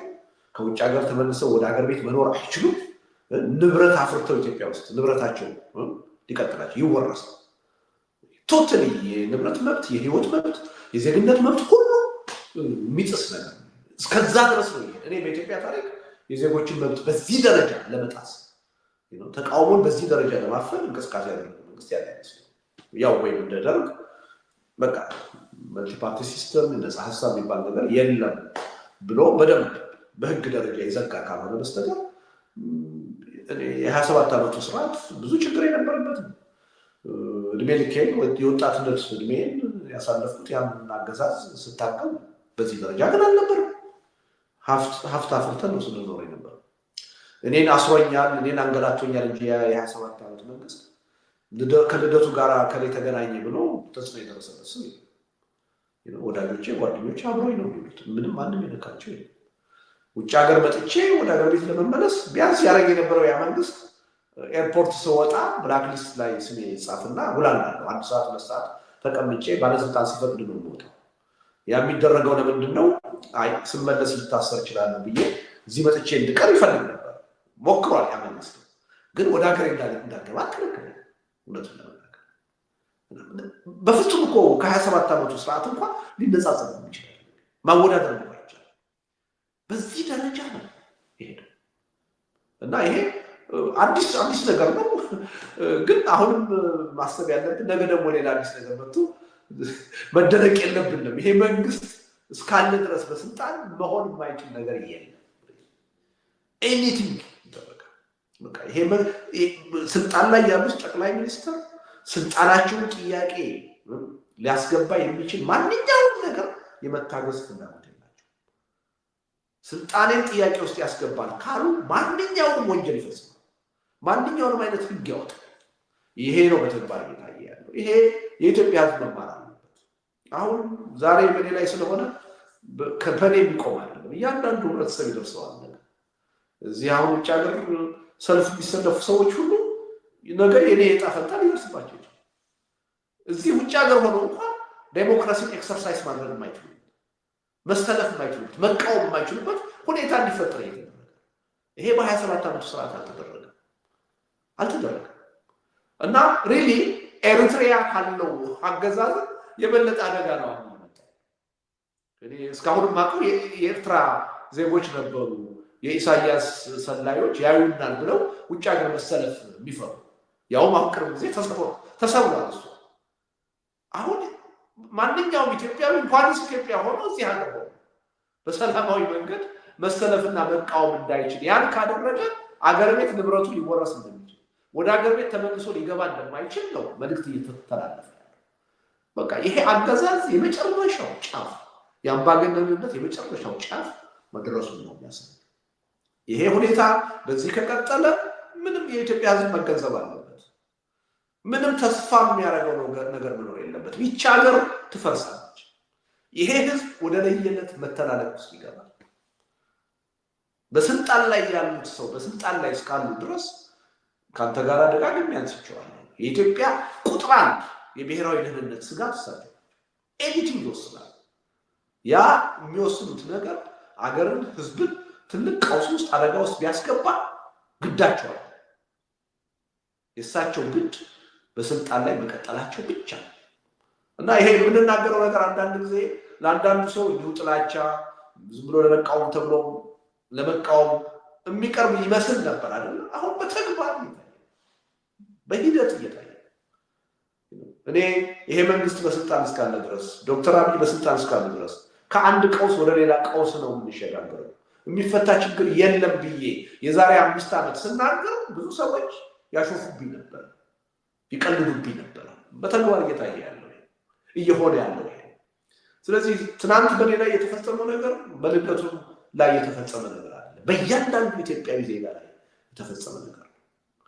ሰዎች ሲገደሉ፣ ሲታሰሩ፣ እንደዚህ አይነት የመብት ጥሰት፣ የዜግነት ጥሰት ሲደርስባቸው በሁላችንም ላይ የደረሰ አድርገን ማንወስደው ከሆነ ጊዜውን እየጠበቀ በእያንዳንዳችን ላይ ይደርሳል። በእያንዳንዳችን ላይ ይደርሳል። ይሄ ነው እየታየ ያለው። እንደው ይሄን ድርጊት ሳስብ በትናንትናው ዕለት የመጡብኝ የነበሩ ሌሎች ሀሳቦች አሉ። ቃሉን ሕግ ፈቃዱን ዜግነት ያደረገ ግለሰብ ሪሊ እንደ መንግስት አገዛዙ እንደ መንግስት መቆጠር አለበት ወይ የሚል ጥያቄም አለኝ። የቱጋ ነው ይሄ አገዛዝ መንግስት አይደለም ለመባል የምትችለው? ምክንያቱም ዜግነትህንም ከሱ ፈቃድ የምትወስድ ከሆነ መንግስት አለ፣ ስቴት አለ አይደለም? ማንነትህንም ጭምር ከአገሩ ጋር ያለህን አስተሳሳሪ ነገርም ጭምር በሙሉ ወስዶ እንደኔ ፈቃድና ቃል ካላደርክ መብትህን ብቻ ሳይሆን ማንነትህን ወይም ዜግነትህን እሰርዛለሁ የሚል ስብስብ መንግስት ተብሎ የመባል ቅቡልነቱ መቀጠል አለበት ወይ የሚል ጥያቄ አለኝ። አንድ ሁለተኛ አብሮ ዜግነት ሳይኖር አገርነት አለ ወይ? ሪሊ አሁን ከዚህ በኋላ መሞከር ያለብን አገሩን ለማዳን ነው ወይስ አገሩን መልሶ ለትንሳኤ እንዲኖረው ለማድረግ የሚልም ጥያቄ ይመጣብኛልና ነው። የተወሰነ ሀሳብ ብትሰጥበት ሰው ትክክለኛው ጉዳይ ላይ እንዲያተኩር ይላል ብዬ ስላሰብኩ። ወይ በአጠቃላይ የምትለው ነገር ይገባኛል። ያው አገር ይፈርሳል ሲባል ዝም ብሎ ተራራው ወንዙ ሸንተረሩ እየተገመሰ ይለያያል ማለት አይደለም። ይሄ ነው ዜግነት ትርጉም ያጣል፣ ሉዓላዊነት ትርጉም ያጣል፣ አንድነት፣ አብሮነት፣ የህዝብ ትስስር ትርጉም ያጣል። ኢትዮጵያ ውስጥ እየሆነ ያለው ይሄ ነው። ከጊዜ ወደ ጊዜ በዚህ ሂደት ውስጥ ነው እየቀጠለ ያለው ነው እና ሀገር እየፈረሰ ነው። የህዝብ አብሮነት እየፈረሰ ነው። ይሄ ምንም ጥርጥር የለውም። ይሄ ከመንግስት ጋር ተያይዞ የሚነሳው ጥያቄ ያው ብዙ ጊዜ አንስተን ተወያይተንበታል ቴዲ። እኔ አምባገነን መንግስትም መንግስት ነው፣ ዴሞክራቲክ የሆነ መንግስትም መንግስት ነው ብዬ ነው። ምን አይነት መንግስት ናቸው ካል ያው ማብራሪያ እንሰጣለን ማለት ነው። የተባበሩት መንግስታት በውስጡ ያቀፈው ዴሞክራቲክ የሆኑ መንግስታትን ብቻ አይደለም፣ አምባገነናዊ የሆኑ መንግስታትን ጭምር ነው። ስለዚህ በስልጣን ላይ እስካለ ድረስ አንድ መንግስት የትኛውንም ያህል ደካማ ቢሆን የትኛውንም ያህል ክፉ ቢሆን መንግስት ነው። ዓለም አቀፍ እውቅና ይኖረዋል። ያው መንግስት ነው። በዜጎች ላይ የራሱን ውሳኔ እየሰጠ ይቀጥላል። ጥያቄው ከመሰለህ የሚመነጨው መንግስት ቢያንስ በጣም ዝቅተኛው ባር ስቴት ኦፍ ኔቸርን እና አናርኪን ለመከላከል ሲባል የትኛውንም አይነት መንግስት መቀበል የተገባ ነው ይላሉ የስነ መንግስት ጸሐፍት በላቸው አሳቢዎች። ስቴት ኦፍ ኔቸርን እና አናርኪን መከላከል የመጨረሻው ዝቅተኛ ባር ነው። አናርኪን ፖለቲካል ኢንስትሩመንት የሚያደርግስ ቡድን ግን መንግስት መባል አለበት ወይ ማለት ነው? እኔ መለያየት ያለብን ምን አይነት መንግስት ነው የሚለው ላይ ነው እንጂ ቅድም እንዳልኩ ዓለም አቀፍ እውቅና ኖሮት ቤተመንግስት እስካለ ድረስ የትኛውንም አይነት ክፉና ደካማ ቢሆን መንግስትነቱን ይቀይረዋል የሚል እምነት የለኝም። ይልቁንስ ቅድም አንዱ ቁም ነገር አንስታል፣ መንግስታዊ ቅቡልነት ያለው ነገር አለ። መንግስታዊ ቅቡልነት የለውም ይሄ መንግስት፣ ሊኖረውም አይገባም ቅቡልነት። ነገር ግን መንግስትነቱን አይቀይረው መንግስት ነው። እኔ አሁን እየተጨቃጨቅኩ ያለሁት ቫሊድ የሆነ ፓስፖርት አለኝ እያልኩ አይደለ? ያው ይሄ መንግስት እኮ የሰጠኝ ፓስፖርት ነው። የኢትዮጵያ መንግስት ኦውን በሚያደርገው የኢትዮጵያ አየር መንገድ እኮ ነው ልበል የነበረው አይደለ? እና ስቴቱን የሰጠህ ፓስፖርቱን ነው የምለው፣ ስቴቱን የሰጠህ ነው የምለው እኔ ማለት በህግ ከ1923 ጀምሮ በወጣ የኢትዮጵያ የዜግነት ህግ መሰረት በተለያየ ጊዜ ማሻሻያ የተደረገበት በዛ መሰረት ስቴቱ የሰጠህ ነው የምለው። እሱ ዜግነቴን የሰጠኝ ልክ ነው። ዜግነቴን ግን አሁን የ5 ዓመት የታደሰ ፓስፖርት ነኝ እያልኩ የምከራከርበትን ፓስፖርት የሰጠኝ ይሄ አድሚኒስትሬሽን ነው፣ መንግስት ነው። እና አለበለዛ ምንም ኤክስፓየር ዴትም አይኖረውም ነበር ፓስፖርታችን ከ23 ጀምሮ የምናስብ ቢሆን ማለት ነው። ስለዚህ አሁን በወቅቱ ያለው መንግስት ቁጥጥር አለው፣ ተወደደም ተጠላም በእያንዳንዳችን ላይ በህይወታችን ላይ በዕለት ተዕለት እንቅስቃሴያችን ላይ የራሱ የሆነ ቁጥጥር አለው፣ ተጽዕኖ አለው። ለዛም ነው ከምወዳት ሀገሬ ከምወደው ህዝብ አሁን ተነጥዬ እዚህ እየኖርኩ ያለሁት መንግስት ስለወሰነ መንግስት ስላልፈለገ ነው። እና የለም ልለው አልችልም አለ። ቢያንስ እኔን ማሰቃየት የቻለ እኔን አገር አልባ ማድረግ የቻለ መንግስት አለ። እሱ መካድ አይቻልም ባይነኝ እና ከሌላውም አንጻር ዞሮ ዞሮ የሰላማዊ ታጋይ ስለሆኑ ታውቃለህ። እኔ ለምሳሌ መንግስትን ጠላት ብዬ ፈርጃ አላውቅም። ከማንኛውም መንግስት ጋር ቢሆን አቅምና ሁኔታ በፈቀደ መጠን ችግርን በውይይትና በድርድር ለመፍታት ሁልጊዜ ልባችን በራችን ክፍት መሆን አለበት ብዬ ነው የማምነው። ግን ይሄ የመንግስታቱን ባህሪ ቀይረዋል ማለት አለ። ምን አይነት መንግስት ነው ካልከኝ እውነቱን ለመናገር ቴዲ አንተና እኔ ብዙ ምንለያይ አይመስለኝም። ማብራሪያ ብንሰጥ አሁን ይሄ መንግስት ምን አይነት ነው ምንለያይ አይመስለኝም። መንግስት መሆኑ ላይ ከተለያየን የተቀረው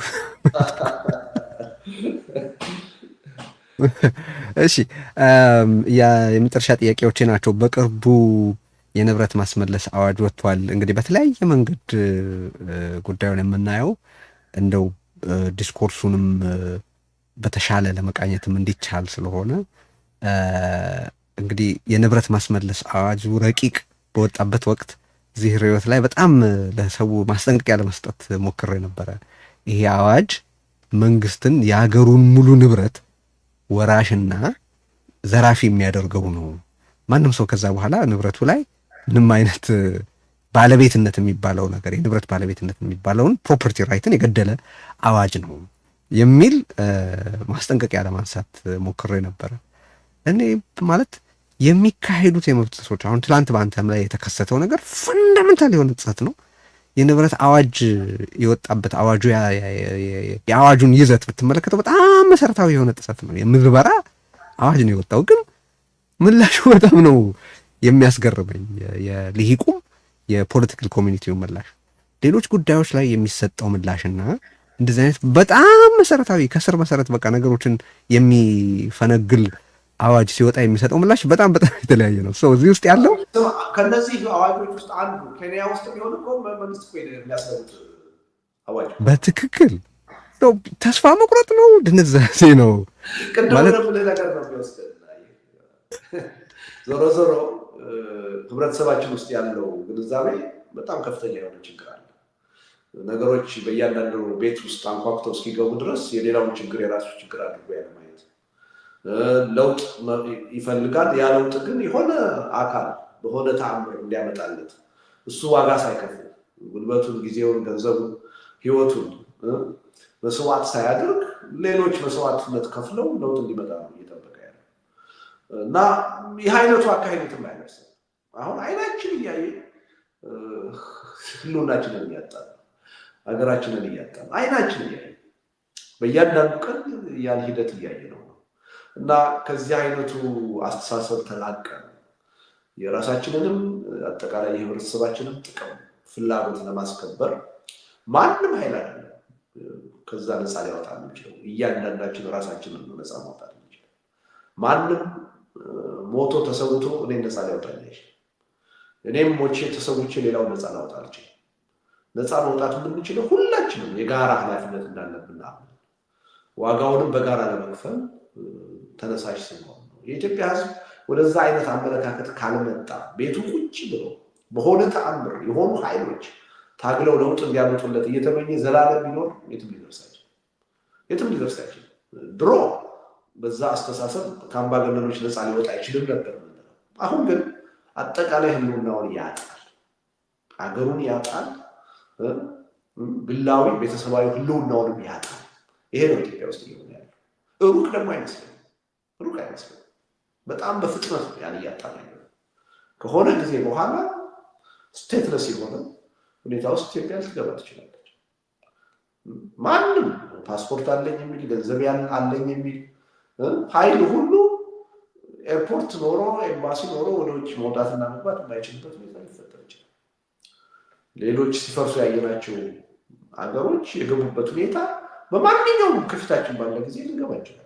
ይሄን ነው ቁጭ ብለን እየጠበቅን ያለ። አንድ ህዝብ ብቁ ነው የሚባል ህዝብ፣ በተለይ ታሪክ ያለው የኢትዮጵያ ህዝብ በመንግስት ምስረታ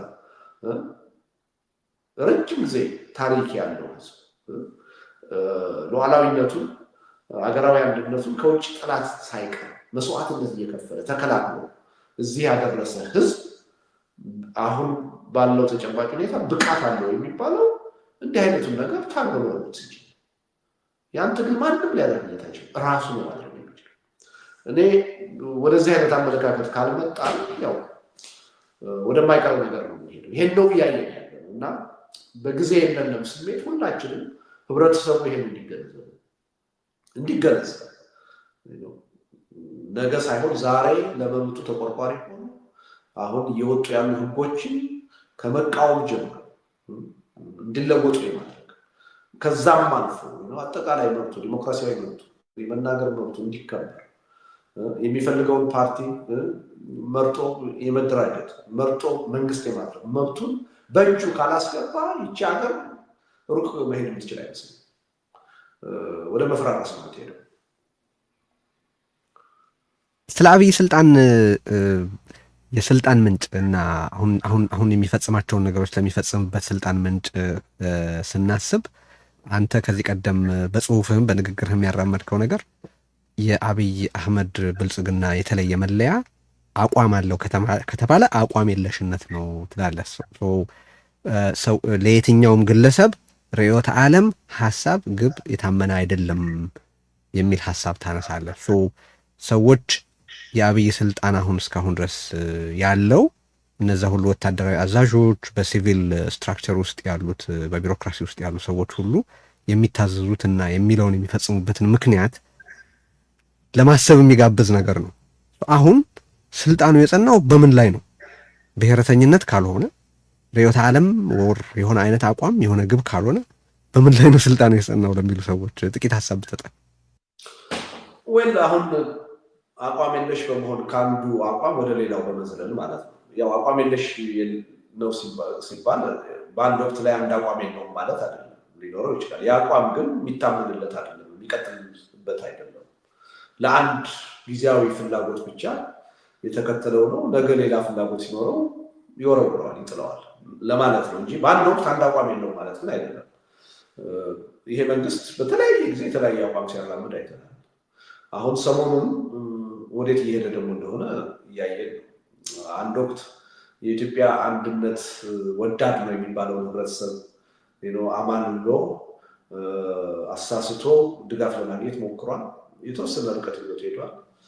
አሁን ያ ሁኔታ እንዳልሰራ ሲገነዘብ ደግሞ የወጣሁበት ብሔር ማህበራዊ መሰረት ደግሞ መጠናከር አለበት በሚል ደግሞ አሁን ሰሞኑን አዲስ ጥረት ሲያደርግ አዲስ አቋም ሲያራምድ ደግሞ እያየ እኔ ሰሞኑን አንተ ምን እንደዘገብ ካላቅም ግን ሾልኮ የወጣ መረጃ እየተባለ የኦሮሚያ የቀድሞም የአሁንም ባለስልጣናት ጅማ ላይ ተሰብስበው እንደዚህ አይነት ነገር ተወያዩ የሚል ነገር እሰማለሁ በብዙ ሚዲያ። እኔ አገዛዙ ያን ስብሰባ ያደርገውም አያደርገውም የተባለው እውነትም ይሁን ውሸት ራሱ መረጃውን መንግስት አሰራጭቶታል ብዬ ነው። ብዙዎቹ የተቃዋሚ ሚዲያዎች በነዛ ባለስልጣናት ለኦሮሞ ህዝብ ጥቅም ብቻ በዛ መጠን የተነጋገሩ መሆኑ ለህዝብ ሲያሰራጩ እኔ የመንግስትን ጥቅም እና ፍላጎት እያስከበሩ ነው ብዬ ነው። በትክክል ለህዝቡ እንዲተላለፍ እየፈለገ ያለው አሁን የዶክተር አብይ አገዛዝ ይሄ መንግስት ለኦሮሞ ህዝብ ጥቅም ብቻ ጠንክሮ ሌት ተቀን የሚሰራ ነው የሚል መልእክት ለማስተላለፍ ፈልጓል። ያ መልእክት ነው አሁን ሰሞኑን እየተላለፈለት ያለ እና ጥንቃቄ መደረግ ያለበት ይመስለኛል። እና አላነሳነውም በነገራችን ላይ እኛ ስላልተከታተልኩ ነው ቴዲ፣ እርግጠኛ ስላልሆንኩ ነው። እና ጥንቃቄ ማድረግ አለብን። በተለይ አሁን ይሄ ሾልኮ የወጡ እየተባሉ የሚመጡ መረጃዎች አብዛኛዎቹ መረጃዎች መንግስት ነው ራሱ የሚያቀብለን። እና ያ ነገር ለምንድን ነው ሾልኮ መጣ የተባለው? ለምንድን ነው እንዲሰራጭ የሚደረገው? ምን ጉዳይ ምን አጀንዳን ሰርቭ ለማድረግ ታስቦ ነው የሚለውን ነገር ሁላችንም በጥንቃቄ ማየት አለብን። እና ሪሊ በምንም ተአምር ይሄ መንግስት ለኦሮሞ ህዝብ ጥቅም የሚሰራ መንግስት አይደለም። እዛ ስብሰባ ላይ የተነሳ እንደተባለው ሌት ተቀን እያንዳንዷን ነገር ከኦሮሞ ህዝብ ጥቅም ጋር አያይዞ የኦሮሞን ህዝብ ጥቅም ለማስከበር የሚሰራ እንደሆነ ተደርጎ ነው እየቀረበ ያለው። ኖ ምንም ይሄ መንግስት ነገ ደግሞ የማያዋጣ መስሎ ሲታየው ሌላ ትርክት ይይዛል። ሌላ ትርክት የሰሜኑ ህዝብ ወዳጅ መስሎ ሊቀርብ ይችላል። የአማራ ወዳጅ ሆኖ ሊቀርብ ይችላል። የትግራይ ህዝብ ወዳጅ ሆኖ ሊቀርብ ይችላል። እንደየጊዜው እንደየሁኔታው ተለዋዋጭ ሆነ አቋም ነው የሚያራምደው። አንድ ወጥ የሆነ የሚታመንለት ዋጋ የሚከፍልለት አጀንዳ የለውም የሚል እምነት ነው ያለ እና ከዛ አንጻር ነው የማየው። እና ቅድም እንዳልኩ ለምሳሌ እኔ አንድ ወቅት ላይ ከሀገር እንዳልወጣ ነበረ ጥረት ሲያደርግ የነበረው። አሁን ደግሞ በፍጹም ከግምቴ ውጭ ነው አይደለም። እንደገና ወደ ሀገር ቤት እንዳልገባ ደግሞ ከለከለኝ። ሰዎች ሲጠይቁኝ ምንም ይሆን ይመስልሃል ሀገር ቤት ስትገባ ሲሉኝ ለመመለስ ይከብደኝ ነበር። ይሄ መንግስት በተለይ ዶክተር አብይ ምን እንደሚያስቡና ምን እንደሚወስኑ አስቀድሞ እርግጠኛ መሆን አይቻልም። እርግጠኛ መሆን የምንችለው የሚወስኗቸው ውሳኔዎች ሁሉ ከራሳቸው የስልጣን የበላይነት ጋር ብቻ የተያያዙ መሆናቸው፣ ለሀገርና ለህዝብ ደህንነት ደንታ የሌላቸው መሆናቸው እንጂ ምን እንደሚወስኑ በጣም ከባድ ነው ማወቅ። ስለዚህ ፍርሃትና ጥቅም ብቻ ነው ስልጣኑን ያስቀጠለው።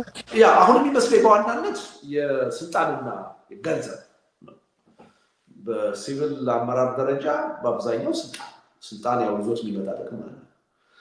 ሌላው ደግሞ ገንዘብን በፖለቲካ መሳሪያነት በማከፋፈል ረገድ በጣም የተዋጣለት መንግስት ነው። መንግስት ለማንኛውም በጥቅም ሊገዛ የሚችል ኃይል የትኛውንም ነገር ማቅረብ የሚችል ብዙ ሰዎች ተሞክረዋል። በዚህ ረገድ ብዙ ሰዎች ወድቀዋል በዚህ መንገድ እና ስልጣንንና ገንዘብን ነው በዋናነት እየተጠቀመበት ያለ። ግን አንዳንድ ጊዜ ከዚህ ከህብረተሰብ አጀንዳም አንጻር መስሏቸው የሚሳሳቱ ሰዎች አሉ። የሉም ማለት ያለ አንዳንድ ጊዜ ከሃይማኖት አንጻር ጉዳዩን አይቶት የእኛ ልጅ ነው የእኛ ሰው ነው ብለው ለመደገፍ የሚሞክሩ አሉ። ከብሔር ጉዳዩን አይቶት የእኛ ልጅ ነው ብለው የሚደግፉ ሰዎች ሊሆኑ ይችላሉ።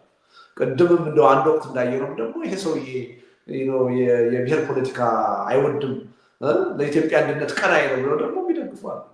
እንዲህ አይነት አይተናል አይደል? ሲያስፈልግ ጎንደሬን ለማስደሰት ወልቃይት ጠገዴ በጌ ምድር ነበር ይላል አይደል? ሌላ ጊዜ ይመጣና ደግሞ የፕሪቶሪያው ስምምነት ማን አለውና ነው ደግሞ ወልቃይት ወደ ትግራይ ነው የሚወሰደው ምን አገባውና ይላል። እንዲህ አይነት ጨዋታ የሚጫወት አገዛዝ ነው ያለን እና ሪሊ አሁን ስለ መንግስት ማውራቱ ብዙ ጥቅም ያለ አይመስልም። ይህን መንግስት እንደኔ አውቀን ጨርሰነዋል። ምንም ቋሚ አቋም የለውም። ሌት ተቀን የሚሰራው ለራሱ የስልጣን የበላይነት ነው። ለሀገርና ለህዝብ ደህንነት ደንታ የለውም። ስለዚህ ይህን መንግስት ታግሎ መቀየር ነው ዋናው ነገር። ታግሎ ለመቀየር ስለ መንግስት ድክመትና ጥፋት ከዚህ በኋላ ማውራት እኔ ፋይዳ ያለው እኛ ምንድን ነው ይህን ማድረግ ያልቻልነው? ለምንድን ነው? ምን ድክመት ቢኖርብን ነው? ምን ስህተት ቢኖርብን ነው? ይህን ስህተት ይህን ችግር ፈተን እንዴት ነው ይህን መንግስት ቻሌንጅ የምናደርገው በሚለው ላይ ነው ሌት ተቀን ተነጋግረን ከንግግርም አልፈን በተግባር ያን ነገር ማካሄድ ያለብን። በዚህ ደረጃ ነው የማየው። ቴዲ የመጨረሻ ጥያቄ እንግዲህ የማትፈልገው ነገር ሆኗል። ኢትዮጵያ መሄድ አልቻልክም። የወጣውንም አዋጅ አንስተናል።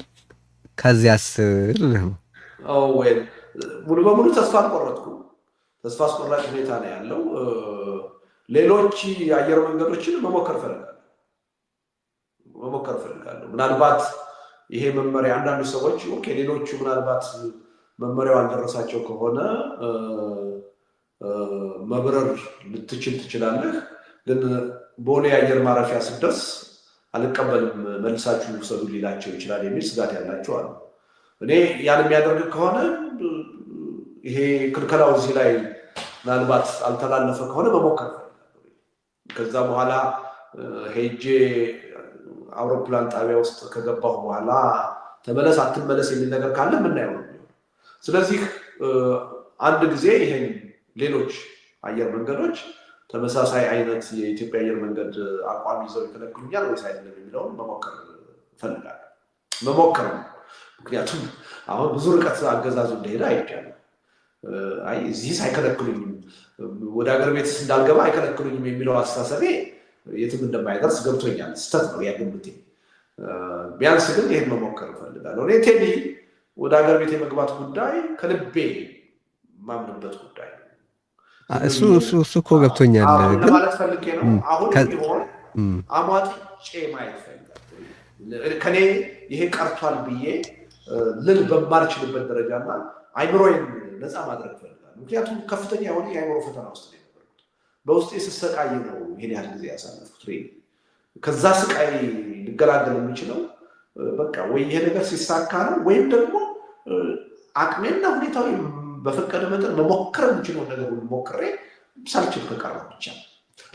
ሌሎቹ አየር መንገዶች ወይስ ካሁኑ መመሪያው ደርሷቸዋል? ባይደርሳቸው እንኳን አሁን ከተፈጠረው ጊዜ በኋላ አየር መንገዶቹ መመሪያ ይተላለፍላቸዋል ብሎ ማሰብ ያን ያህል ስህተት አይመስለኝም። እና እሱ ከሆነ ማለት መመሪያ አየር መንገዶቹ የትርፍ ተቋማት ናቸው። በተቻለ መጠን ከአገዛዙ ጋር በንትርክ ውስጥ መግባት አይፈልጉም ብሎ አስዩም ማድረግ ትክክል ይመስለኛል። ሰው ያ አይደለም ብለን ከሙከራዎች ካልተሳኩ ስለሚኖረው ነገር ነው ግዴለም። ከዛ በኋላ እንነጋገራለን። ያኔ ግዴታ ነው ቆም ብዬ እዚህ በኋላ ምንድነው ማድረግ ያለብኝ?